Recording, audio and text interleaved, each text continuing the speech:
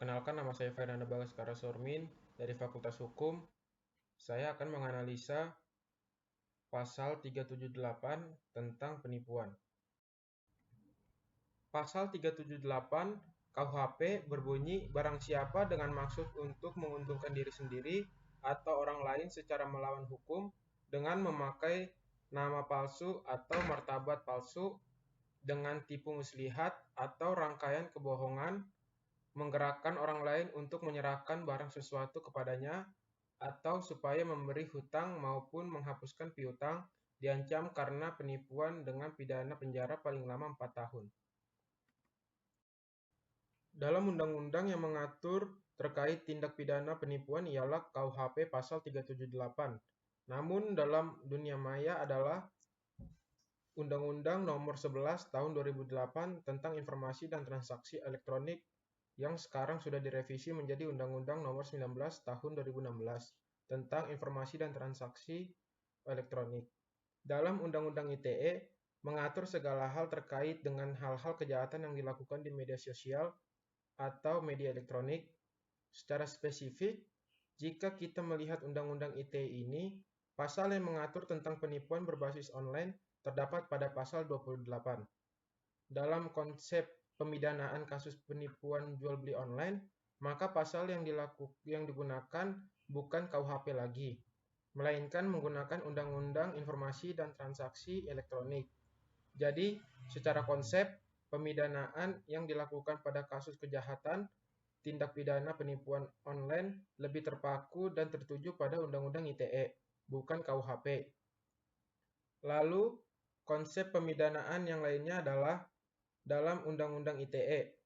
Orang yang dapat dipidana dengan pasal 28 Undang-Undang ITE harus memenuhi unsur-unsur yang ada pada pasal tersebut.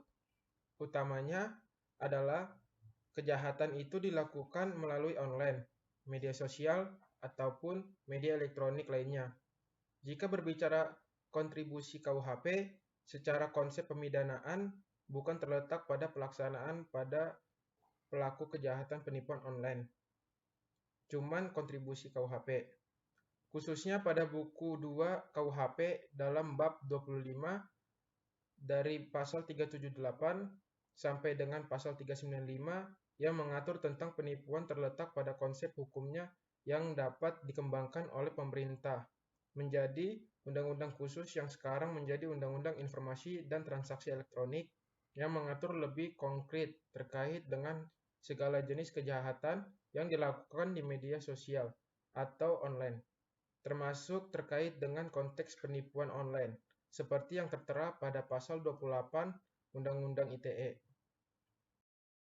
Lalu, dalam buku 2 KUHP dalam bab 25 dari pasal 378 sampai dengan pasal 395 dan Undang-Undang Informasi dan Transaksi Elektronik merupakan bukti konkret dari adanya sebuah konsep pemidanaan terhadap kejahatan penipuan yang dilakukan secara online dengan memanfaatkan teknologi digital lewat internet, media sosial, dan lain-lain.